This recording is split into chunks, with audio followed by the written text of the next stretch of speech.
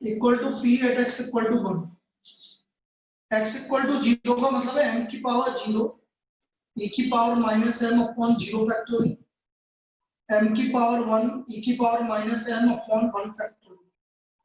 तो हम देख रहे हैं कि e की पावर माइनस m से e की पावर माइनस m कैंसिल हो गया, ये 1 हो गया, ये भी 1 हो गया, m तो m का वैल्यू 1 हो गया। So the value of m equal to 1। हमें यहाँ पर m का वैल्यू 1 मिल गया, m इक्वल टू 1। अब m इक्वल टू 1 आ गया तो मुझे निकालना p at x equal to 2। तो p at x equal to 2 equal to m की पावर 2 e की power minus m upon 2 factorial.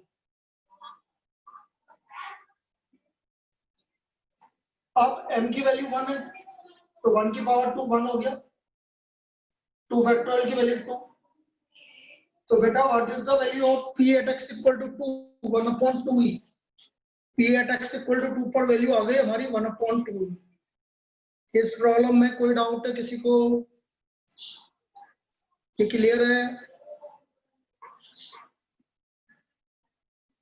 p at x equal to 2 आ गया हमारा 1 upon 2e। p at x equal to 2 equal to 1 upon 2e, ये इसका value आ गया।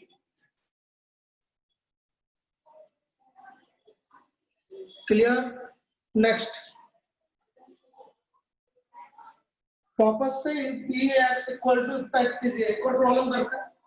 Suppose हम बोल रहे हैं कि p at x equal to 0 is equal to p at x equal to 2, find ex। हमें ex निकालना है। ex मतलब एक्सपेक्टेशन मतलब मीन। तो अब देखो p at x equal to 0 equal to p at x equal to 2। x equal to 0 हो गया, m की पावर 0 e की power minus m upon 0 factorial. m की पावर 2 e की power minus m upon 2 factorial. e की power minus m से e की power minus m cancel हो गया, ये 1 हो गया, m square upon 2। m square की वैल्यू 2 तो m का वैल्यू √2 आ गया, और m हमारा मीन होता है तो ex हो गया वही root. So the value of ex equal to √2। ये हमारा ex का वैल्यू आ गया √2। इसमें कोई डाउट? ex का वैल्यू √2 आ गया भाई, तो ये हमारा ex आ गया। ठीक है, इस तरह से एक प्रॉब्लम जरूर पूछा जाएगा इस टाइप की, जब आपको ये गिवन है p at x equal to 0 x equal to 2 ये, और हमें निकालना है वैल्यू। अभी थ्योरेटिकल अभी बाद में करेंगे, पहले ये बात करवा रहा हूँ। एक और देखते हैं, इन पाइसन डिस्ट्रीब्यूशन, फिर वापस से इसी तरह की प्रॉब्लम, और मैं बोल रहा हूँ p at x equal to 3 equal to 5 p at x equal to 5, और हमें वैल्यू निकालनी है p at x equal to 3 equal to 5, find the standard deviation. हमें स्टैंडर्ड डेविएशन निकालना, फाइंड स्टैंडर्ड डेविएशन। अब देखो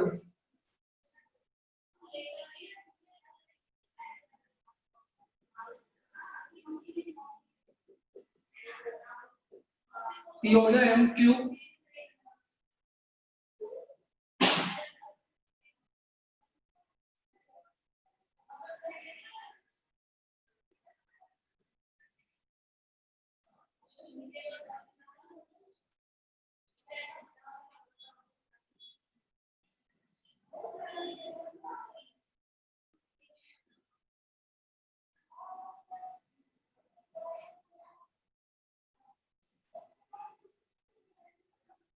m की वैल्यू 2 आ गई। Now standard deviation equal to √10। What is the value of standard deviation? Standard deviation आ गया हमारा √2। तो इस केस में हमारा स्टैंडर्ड डेविएशन √2 आ गया। क्या ये भी क्लियर है?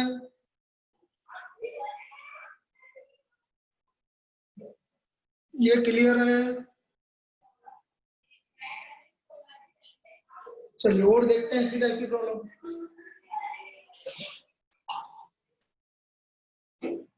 देखो सभी प्रॉब्लम एक प्रॉब्लम होता है इसी टाइप की आने की चांसेस रहते हैं। Next if x is a Poisson variate,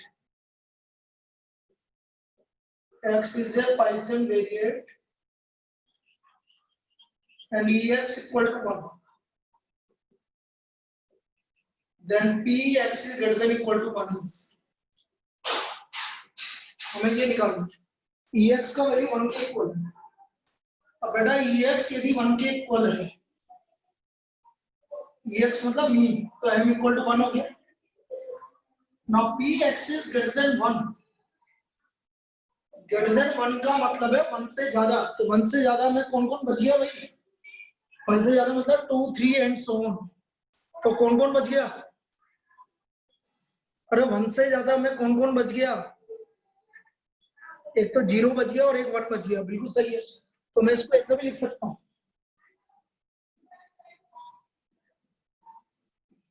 इस तरह से P at x equal to 0 plus P at x equal to, ये लिख सकते हैं भाई 1 minus, now x equal to 0, m क्या है 1, 1 की पावर 0 e की power minus m upon 0 factorial, 1 की पावर 1 e की पावर माइनस 1 अपॉन 1 फैक्टोरियल, ये 1 है, ये भी 1 है, तो e की पावर माइनस 1, ये भी 1 है, 1 माइनस 2 e की power minus 1, this is the solution, ये इसका आंसर आ गया 1 माइनस 2 e की power minus 1, this is the value of x greater than 1। ex का मतलब क्या बताया आपने? मीन। ex तो मीन होता है ना, एक्सपेक्टेशन ऑफ x मतलब मीन, और मीन क्या होता है ना पॉइसन वेरिएट का? m होता है।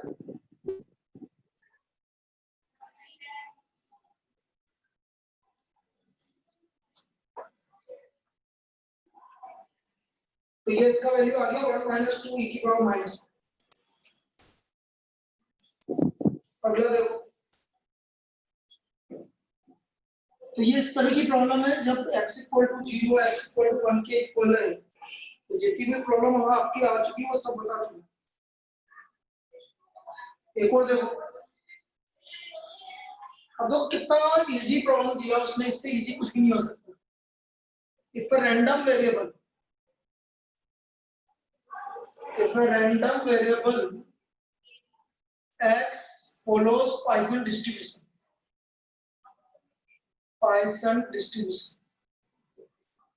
such that ex equal to 30, then variance of the distribution, तो इसका वेरिएंस क्या होगा? देखो कौन बताता है? Poisson डिस्ट्रीब्यूशन का ex से 30, तो वेरिएंस कितना होगा? देखो किसको पता है? 30 होगा, बिल्कुल सही है। अरे आपका Poisson डिस्ट्रीब्यूशन में मीन इक्वल टू वेरिएंस होता है। In Poisson distribution, mean equal to variance. In Poisson distribution, mean equal to variance. और मीन गिवन है आपको 30, तो वेरिएंस भी 30, तो हमारा वेरिएंस भी कितना हो गया? 30 हो गया। क्लियर? ये हो गया।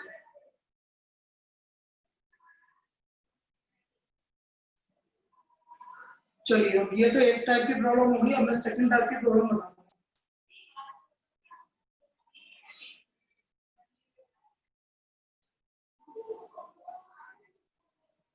अब मैं थ्योरेटिकल प्रॉब्लम जो वर्ड प्रॉब्लम है वो बताऊंगा, और फिर ये टॉपिक कंप्लीट, फिर हम random variable, normal variable start करेंगे, normal distribution.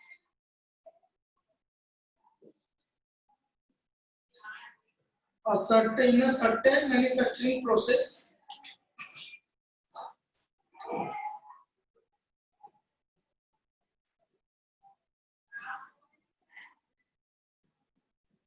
in a certain manufacturing process,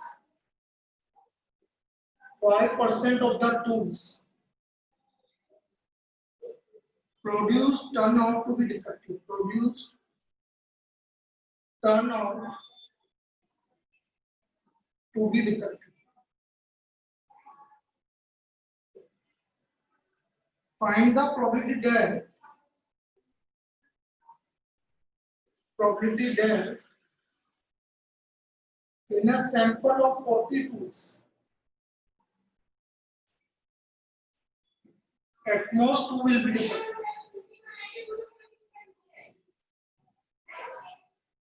At most 2 will be defective. E की पावर -2 की वैल्यू गिवन है आपको 0.135. अब देखना भाई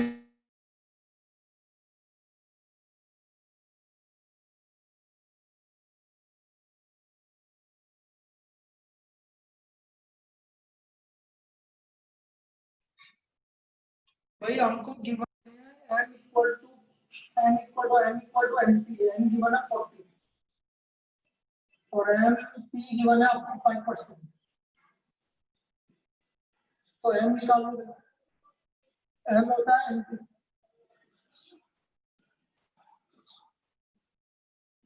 तो m की वैल्यू हो गई 2. m इक्वल टू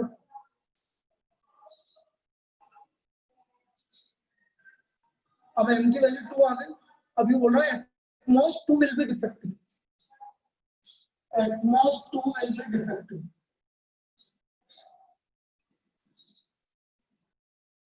ज्यादा ज्यादा 2 डिफेक्टिव, मतलब p x less than equal to 2. अब ये पाइथन डिस्ट्रीब्यूशन है भाई, तो x less than equal to 2 का मतलब है x equal to 0, x equal to 1 और x equal to 2. Now x equal to 0 का मतलब m की पावर 0 e की पावर -n. तो m कितना है 2 है, तो 2 की पावर 0 e की पावर -2 अपॉन 0 फैक्टोरियल. 2 की पावर 1 e की पावर -2 अपॉन 1 फैक्टोरियल. 2 की पावर 2 e की पावर -2 अपॉन 2 फैक्टोरियल. ये तो 1 हो गया, e की पावर -2 तो सबसे कॉमन आ गया, ये तो 1 हो गया, ये 2 हो गया और ये भी 2 हो गया.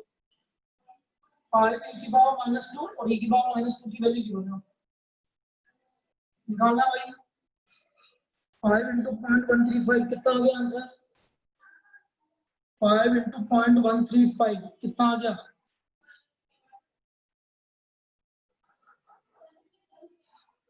कितना आया भाई? 5 into 0.135 निकाल के बताओ ना. 0.675 बिल्कुल सही है, इसका आंसर आ गया 0.675. तो ये प्रॉब्लम समझ में आई क्या? ये प्रॉब्लम मैंने जो करवाई है समझ में आई कि आपको सबको?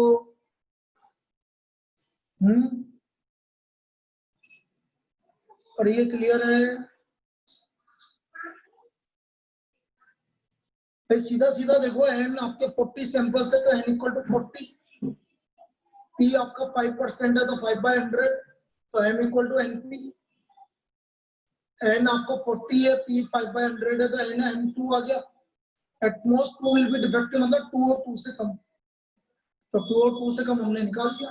5 e की पावर -2 आ गई और e की पावर -2 की वैल्यू गिवन है.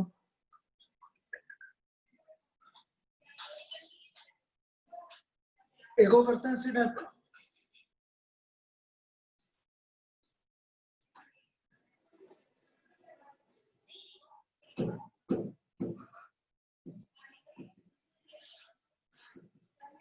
The probability that a man aged 45 years will die within a year is 0.01. What is the probability that? What is the probability that out of 10 men, at least 9 will reach their 46th birthday?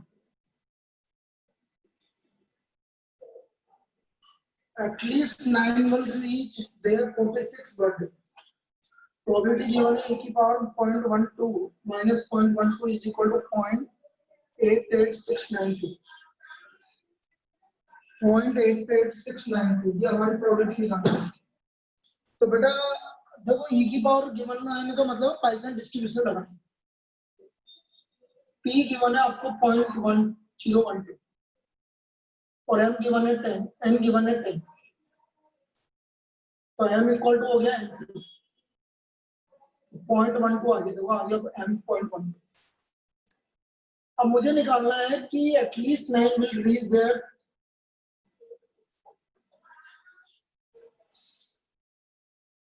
9 और 9 से ज्यादा, मतलब 9 और 10, ना ना ना ना ना ना 9 और 9 से ज्यादा। अरे वाह,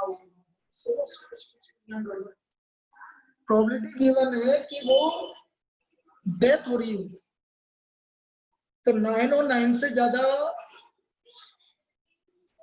46 बर्थडे मनाएगा। इसका मतलब पी क्या निकालना पड़ेगा आपको, समझाओ उसको। ये गलत लिख दिया मैंने।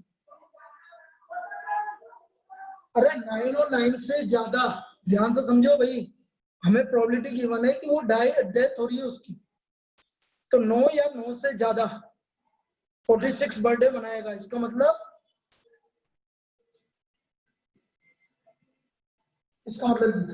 ये समझ में आया क्या भाई? 9 बर्थडे बनाएंगे मतलब एक की डेथ हो गई, तो 10 बर्थडे बनाएंगे मतलब एक की भी डेथ नहीं। तो डेथ की प्रोबेबिलिटी गिवन है बेटा, इसका मतलब हमें निकालना p x less than equal to 1। ये समझ में आया क्या बेटा? अपना माइक स्टार्ट करके पूछ सकते हो, ये समझ में आया क्या? रिपीट और बोलो। उसने क्या बोला है दोबारा बोलो। प्रोबेबिलिटी किसकी गिवन है? प्रोबेबिलिटी डेथ होने की प्रोबेबिलिटी गिवन है बेटा। और जो ये मैंने एम निकाला है ये डेथ होने की मीन है। वो बोल रहा 9 या 9 से ज्यादा बर्थडे मनाएंगे, तो जब 9 बर्थडे मनाएंगे तो इसका मतलब एक की डेथ हुई है, और 10 बर्थडे मनाएंगे मतलब एक की भी डेथ नहीं। तो मैंने सही तो लिखा है x less than equal to 1। या तो एक की डेथ हुई है या एक की भी नहीं हुई है। अब आया क्या समझ में? ये समझ में आया क्या? किसी को दिक्कत है?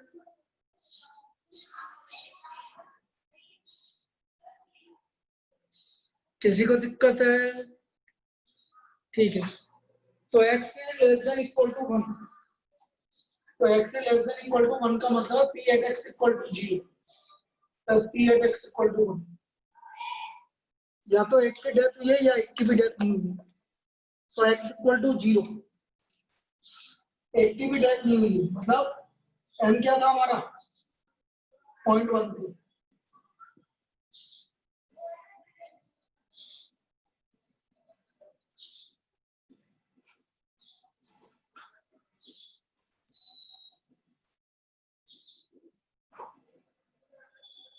ये तो कॉमन ले लो,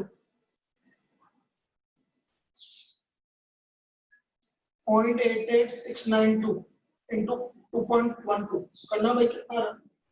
0.88692 इंटू 2.12 कितना रहा?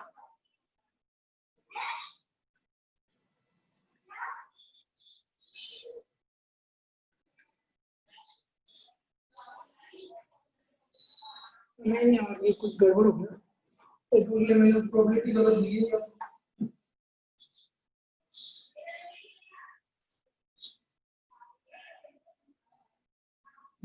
ये कैसे हो सकता है यार?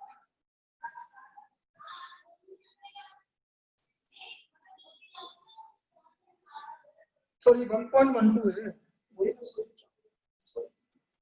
अब दोबारा निकालो 1.12 है, 1.12। हाँ हाँ मैंने देख लिया 1.12 है भाई, बताना कितना रहा? वही तो मैंने कि 1 से ज्यादा प्रोबेबिलिटी कैसे आ सकती है? 1 से ज्यादा प्रोबेबिलिटी तो है नहीं सकती। तो 0.993 जो भी आ रहा है ये इसका 1 से ज्यादा कभी भी प्रोबेबिलिटी नहीं आ सकती है। 0.9934, ठीक है, तो ये इसकी प्रोबेबिलिटी होगी। क्लियर है? क्लियर है? तो ये हमारा एक और कर लेते हैं, तो उसके बाद हमारा चालू करेंगे हम नॉर्मल डिस्ट्रीब्यूशन। ये हमारा पाइसन डिस्ट्रीब्यूशन कंप्लीट हो गया। जरूर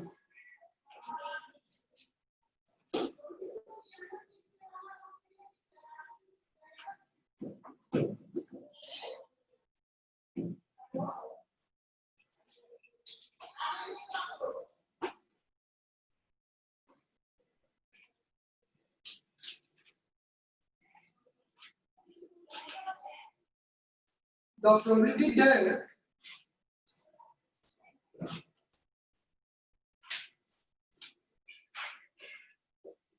probability that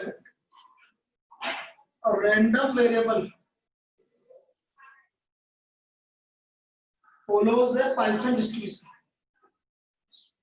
x following a Poisson distribution would assume a positive value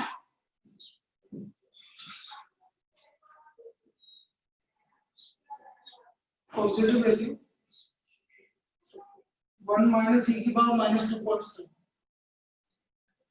What is the mode of the distribution? Mode of the distribution. तो हमें इसका मोड निकालना है। What is the mode of the distribution? बेटा positive value का मतलब, अरे x assume में पॉजिटिव वैल्यू का मतलब बताइए, बोलिए भाई, पॉजिटिव वैल्यू का मतलब क्या होता है? पॉजिटिव वैल्यू का मतलब है 1 2 3 एंड सो ऑन। अरे पॉजिटिव वैल्यू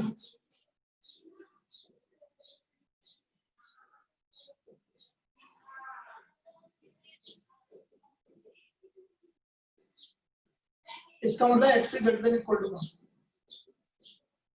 तो 1 minus p at x equal to 0, तो p at x equal to 0 आ गया, e की पावर माइनस 2.7, 1 से 1 कैंसिल, माइनस से माइनस कैंसिल, ये आ गया e की पावर m की पावर 0, e की power minus m upon 0 factor, तो e की power minus m equal to e की पावर माइनस 2.7, तो m की वैल्यू आ गई 2.7। बेटा यदि m 2.7 है तो what is the mode of the distribution? यदि m 2.7 है तो what is the mode of the distribution? 2, बिल्कुल सही है। So mode is equal to mode equal to 2।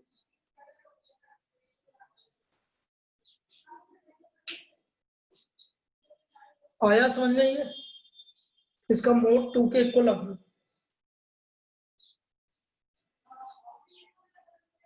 Mode equal to 2। अच्छा मुझे एक बार बताइए, पाइसन डिस्ट्रीब्यूशन में probability of success is very close to, Poisson distribution में प्रोबेबिलिटी ऑफ सक्सेस किसके करीब होती है? 1 के करीब होती है, 0 के करीब होती है? वेरी गुड, 0 के करीब होती है। The probability of success is equal to very close to 0, याद रखना है आपको। The probability of success is very close to 0। अच्छा ऐसे एक प्रॉब्लम और बताता हूँ, यदि कोफिशिएंट ऑफ वेरिएशन पाइसन डिस्ट्रीब्यूशन का, यदि पाइसन डिस्ट्रीब्यूशन का coefficient of variation, coefficient of variance is equal to 50, then find m या find m की वैल्यू क्या होगी? तो देखो sir, coefficient of variation equal to standard deviation upon mean into 100, ये हो गया 2, तो mean equal to 2 standard deviation. आप कैसे करेंगे? मीन होता है m और स्टैंडर्ड डेविएशन होता है रूट m, तो रूट m हो गया 2, तो what is the value of m? 4 हो गई। और मीन होता है m और स्टैंडर्ड डेविएशन होता है रूट m, तो m की वैल्यू 4 होगी। ये आया कि समझ में? यदि कोफिशिएंट ऑफ वेरिएशन 50 है तो हमारा m का वैल्यू क्या होगा? तो m का वैल्यू हमारा 4 होगा यदि कोफिशिएंट ऑफ वेरिएशन 50 है। आपको एक्सरसाइज जो इसकी बी एक्सरसाइज है उसके 12 तक क्वेश्चंस करने हैं आपको, 1 to 12। नेक्स्ट क्लास में डिस्कस करेंगे। लेकिन एक चीज और बता रहा हूं, फिर मैं नॉर्मल डिस्ट्रीब्यूशन स्टार्ट करूँ। एक चीज और आपको ध्यान रखनी पड़ेगी, नॉर्मल डिस्ट्रीब्यूशन सर ये कितने मार्क्स में आता है बेटा? 3-4 क्वेश्चन आपको सब मिला के, जिसमें बाइनोमियल, पाइथन और नॉर्मल 4 क्वेश्चन मान लो आप, 4 तो आएंगे इसमें। तो जनरली प्रॉपर्टी पे आएंगे, जनरली प्रॉपर्टी पे आएंगे। एक चीज आपको और ध्यान रखनी है, इसका जो रैंडम वेरिएबल पाइथन मॉडल है, ये कुछ सेटिस्फाई करता है कुछ कंडीशन को, ये याद रखना पड़ेगा। और ये डायरेक्ट याद रखना पड़ेगा। पहला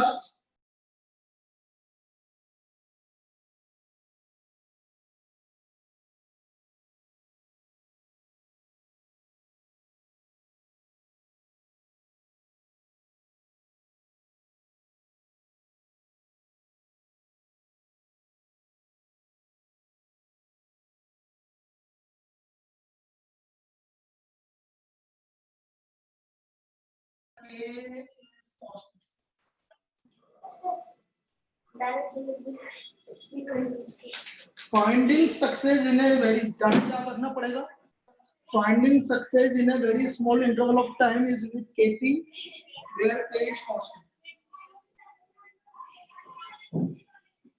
The probability of having more than one success in this time interval is very low. Is very low. ये सेकंड पॉइंट आपको याद रखना है।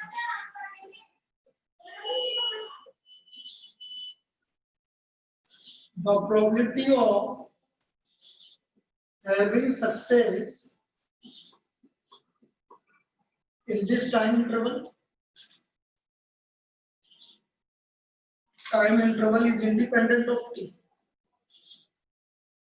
Interval is independent of t.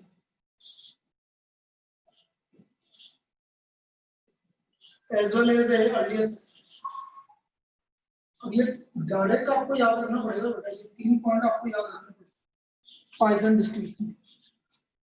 तो ये आप डायरेक्ट याद रखिए, ठीक है। बस पाइथन मॉडल में ये है, और ये हमारा पाइथन मॉडल कंप्लीट हो गया है। अब हम चालू कर रहे हैं नॉर्मल डिस्ट्रीब्यूशन। नॉर्मल डिस्ट्रीब्यूशन के बारे में थोड़ा सा आइडिया दे देता हूं मैं।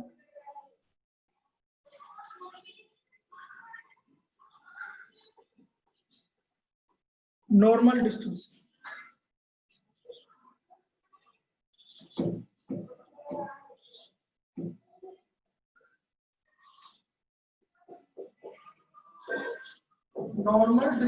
it is a continuous probability distribution. It is a continuous probability distribution.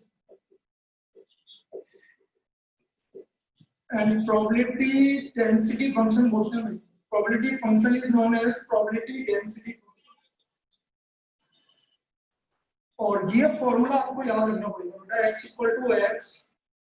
equal to 1 upon sigma root 2 pi e की power minus x minus x bar का whole square, x minus mu का whole square upon 2 sigma square. This is the formula for normal distribution. ये हमारा normal distribution का formula है, 1 upon sigma root 2 pi, 1 upon sigma root 2 pi e की power minus x minus mu का whole square upon 2 sigma square.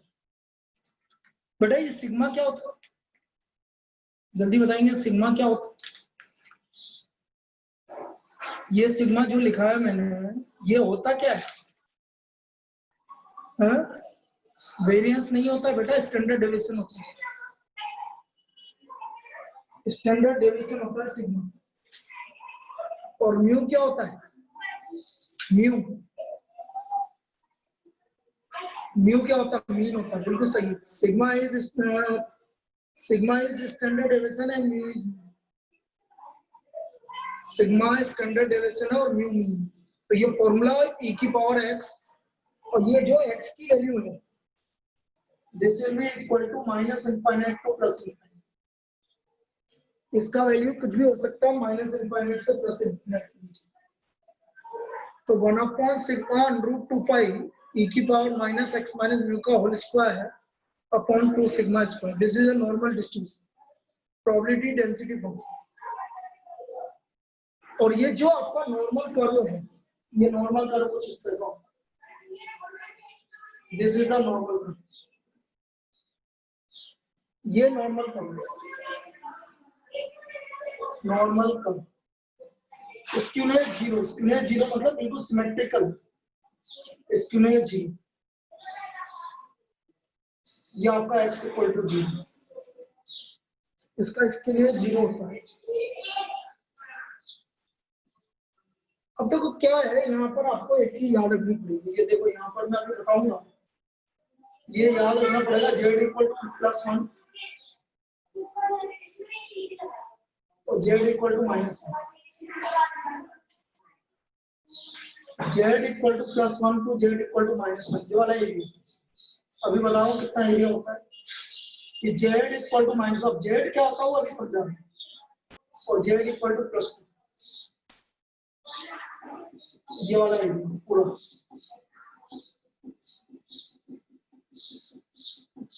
और z equal to -3 से z equal to +3, ये वाला एरिया। अभी इसकी टेबल बना के दिखा देता हूँ कितना कितना परसेंट एरिया होता है।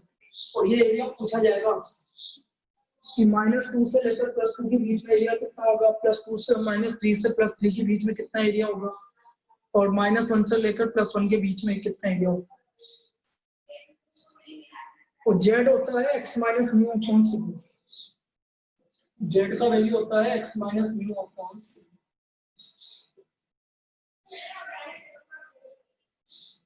अब मैं वैल्यू निकाल के बता रहा हूँ मैं आपको कि कितने कितना परसेंट एरिया होता है। ये एरिया आपको लिखना है। सर ये पाई क्यों लिखा था, कहाँ पर पाई? अब बेटा फॉर्मूला होता है ये, तो आपको उसने निकाल के दिया हुआ है, पाई क्यों लिखा गया, होता है यही फॉर्मूला है। ये तो आप प्रूव करके थोड़ी बताना आपको कि ये कैसा है, ठीक है। यहाँ पर हम अभी ये नहीं बोल सकते कि ये कहाँ से आया, क्यों आया, कब आया, ये तो सब निकाले गए हैं बेटा। तो ये इसका एप्लीकेशंस पढ़ना है कि भाई इसकी वैल्यू ऐसे होती है, इतनी वैल्यू होती है, एप्लीकेशंस पढ़ना है।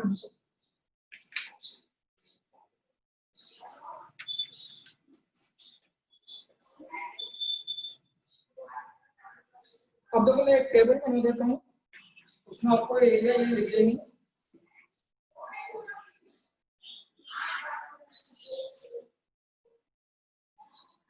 Area under the region z equal to -1 to +1 या म्यू प्लस माइनस सिग्मा, ये रेंज होता है म्यू माइनस सिग्मा से mu plus minus. Percentage area 68.27%। -1 से लेकर +1 के बीच का एरिया होता है म्यू प्लस माइनस सिग्मा, मतलब म्यू माइनस सिग्मा से लेकर म्यू प्लस सिग्मा तक के बीच का एरिया, ये एरिया होता है आपका 68.27%। 68.27%।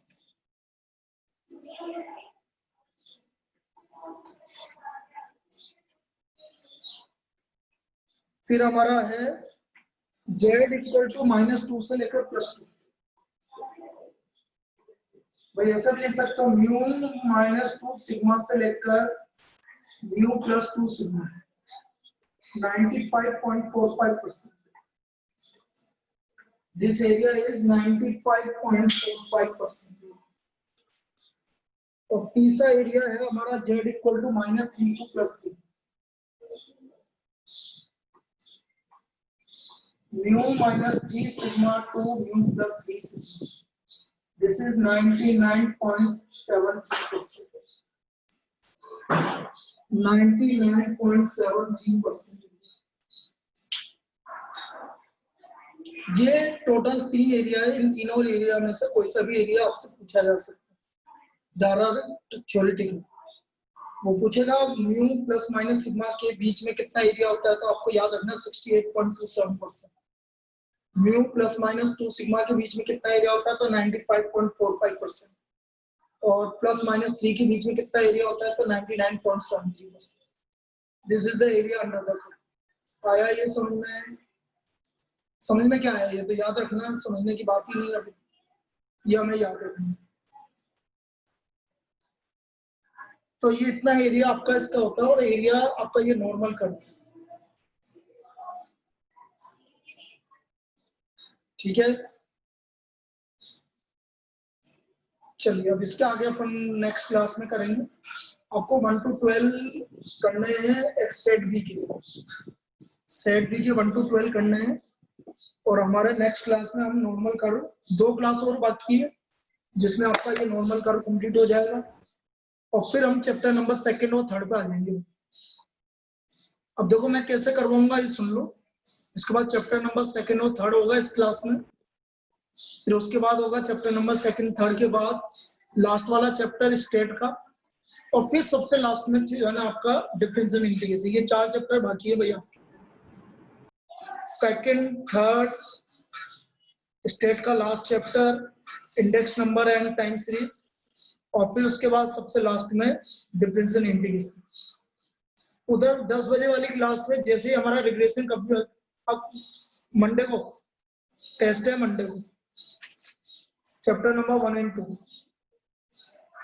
LR चालू हो जाएगी आपकी कोरिलेशन रिग्रेशन के बाद 10 बजे वाली टाइम। ये आपके 4 चैप्टर ये तो आराम से कंप्लीट होंगे इस मंथ में, कोई दिक्कत वाली बात, ठीक है। चलिए कल मिलते हैं 10 बजे कोरिलेशन, कल 10 बजे कोरिलेशन की क्लास है भाई, 10 बजे कोरिलेशन की क्लास है।